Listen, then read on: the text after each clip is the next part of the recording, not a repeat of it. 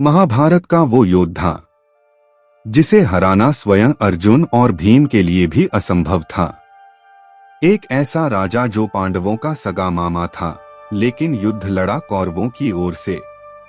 क्या आप जानते हैं कि दुर्योधन ने किस हनी ट्रैप में फंसाकर महाराज शल्य को अपनी ओर किया था? और सबसे बड़ा रहस्य, युद्ध के मैदान में शस्त्रों से लैस होने के बावजूद शल्य ने अपनी जुबान को हथियार बनाकर कैसे कर्ण की हार की पटकथा लिख दी। आज की इस वीडियो में हम पर्दा उठाएंगे महाभारत के सबसे विवादास्पद और चतुर योद्धा मद्रराज शल्य की अनसुनी कहानी से।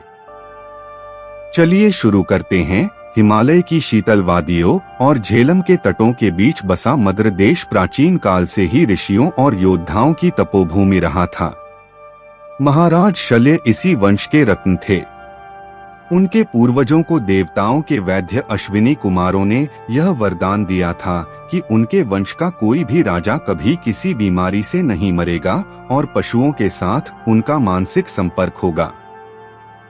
शल्य के पास अश्वहृदय नाम की वह विलक्षण विद्या थी, जिससे वे घोड़ों की धड़कन सुनकर यह बता सकते थे कि घोड़ा कितनी दूर तक दौड़ पाएगा या उसे किस दिशा में मुड़ना है। वे रथ को इस सूक्ष्मता से चलाते थे कि ऊबड़-खाबड़ जमीन पर भी रथ में रखे जल के पात्र से एक बूंद पानी नहीं गिरता था।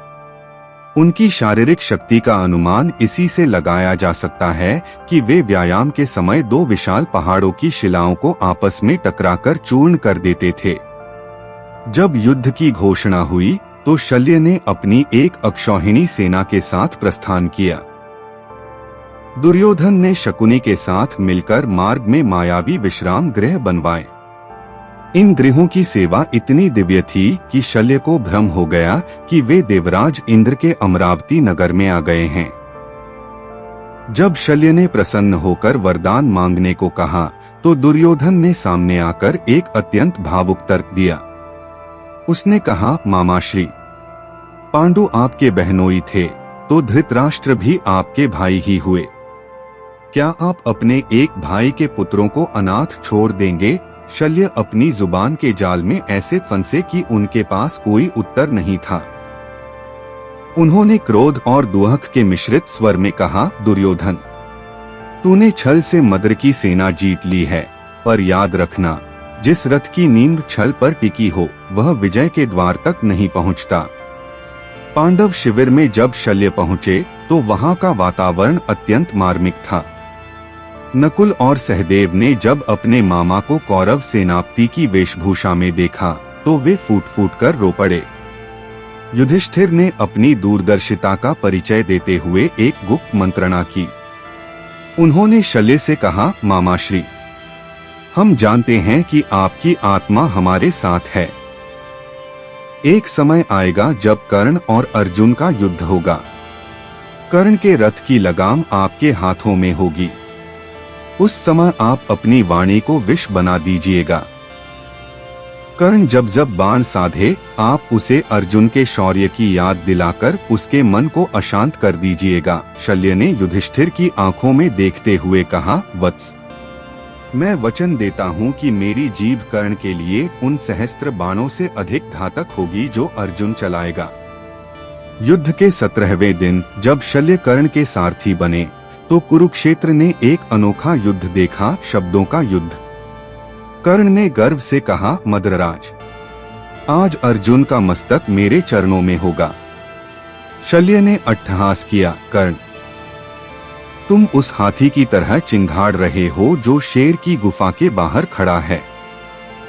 क्या तुम भूल गए कि विराटनगर में अकेले अर्जुन ने तुम सबको सम्मोहित कर दिया था?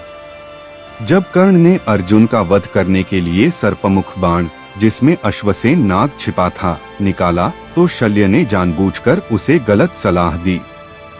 शल्य ने कहा, कर्ण, तुम्हारा निशाना बहुत ऊपर है, इसे नीचे करो। कर्ण को लगा कि शल्य उसे नीचा दिखा रहे हैं, इसलिए उसने हठ में आकर निशाना नहीं बदला। परिणाम यह हुआ कि वह बाण अर्जुन के गले के बजाय उनके मुकुट को उड़ा ले गया।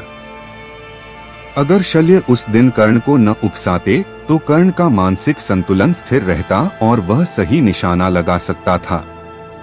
कर्ण की मृत्यु के बाद दुर्योधन पूरी तरह टूट चुका था। उसने शल्य को सेनापति बनाया।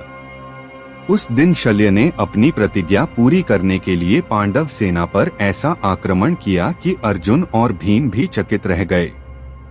शल्य के पास विशाख नाम की एक स्वर्णमयी गदा थी जो उनके पूर्वजों को यमराज ने दी थी। उन्होंने उस गदा से चेकितान और धृष्टद्युम्न जैसे योद्धाओं को लहूलुहान कर दिया। शल्य की सबसे घातक विद्या थी वायुस्तंभन। वे अपने बाणों से वायु की गति रोक देते थे, जिससे शत्रु सैनिकों का दम घुटने लगता था। श्री कृष्ण ने देखा कि अगर शल्य को अगले 1 घंटे तक नहीं रोका गया तो वे अकेले ही पांडवों की बची हुई सेना का संहार कर देंगे। श्री कृष्ण ने युधिष्ठिर को आदेश दिया, हे धर्मराज, अब शस्त्र उठाने का समय आ गया है। शल्य के भीतर जो मद्र तेज है उसे केवल तुम्हारा धर्म तेज ही शांत कर सकता है। युधिष्ठिर अपने रथ पर खड़े हुए। उनके चेहरे पर कोई क्रोध नहीं था, केवल एक शांत संकल्प था। शल्य ने उन पर ऐशिक अस्त्र चलाया जिससे हजारों अग्निकण निकले, पर युधिष्ठिर ने उन्हें अपनी शांति से बुझा दिया। अंततः युधिष्ठिर ने वह ऐतिहासिक शक्ति भाला उठाई जो स्वयं ब्रह्मा जी ने निर्मित की थी। युधिष्ठिर ने उसे मंत्रों से अभिमंत्रित किया और शल्य के हृदय की ओर फेंका। वह भाला जब शल्य के सीने को पार कर गया तो शल्य के मुख से केवल नारायण शब्द निकला। वे रथ से नीचे गिरे, पर उनके चेहरे पर एक दिव्य संतोष था। उन्होंने मरते समय युधिष्ठिर का हाथ अपने माथे पर रखा और कहा, पुत्र, तुमने मुझे अधर्म के उस बोझ से मुक्त कर दिया जिसे मैं पिछले 18 दिनों से ढो रहा था। अब जाओ, इस धरती को पापियों से मुक्त करो। महाराज शल्य की मृत्यु के साथ ही महाभारत का युद्ध अपने अंतिम पड़ाव पर पहुंच गया। महाराज शल्य का जीवन एक महान सबक है। वचन की गंभीरता। एक राजा को भावनाओं में बहकर ऐसे वचन नहीं देने चाहिए जो उसके अपने ही विनाश का कारण बने। मानसिक दृढ़ता कर्ण की हार अस्त्रों से नहीं बल्कि उस मानसिक हीनता से हुई जो शल्य ने अपनी वाणी से पैदा की थी। धर्म का सूक्ष्म मार्ग। शल्य ने अधर्म की सेना का नेतृत्व करते हुए भी धर्म की विजय सुनिश्चित की, जो यह बताता है कि कभी कभी हमें लक्ष्य की प्राप्ति के लिए अप्रिय भूमिकाएं भी निभानी पड़ती हैं। महाराज शल्य का जीवन हमें एक बहुत बड़ी सीख देता है कि युद्ध केवल मैदान पर हथियारों से नहीं बल्कि दिमाग और जुबान से भी लड़ा जाता है। शल्य ने अधर्म के साथ खड़े होकर भी अपनी कूटनीति से धर्म की रक्षा की। इतिहास उन्हें एक गद्दार सारथी कहेगा या एक मजबूर मामा, यह फैसला मैं आप पर छोड़ता हूँ। आपको क्या लगता है, क्या शल्य ने कर्ण के साथ जो किया वो सही था? कमेंट्स में अपनी राय जरूर बताएं। अगर आपको महाभारत के इस अनसुने पात्र की कहानी पसंद आई तो वीडियो को लाइक करें और ऐसी ही और रहस्यों भरी कहानियों के लिए हमारे चैनल को सब्सक्राइब करना न भूलें। मिलते हैं अगले वीडियो में। जय श्री कृष्ण। राधा राधा।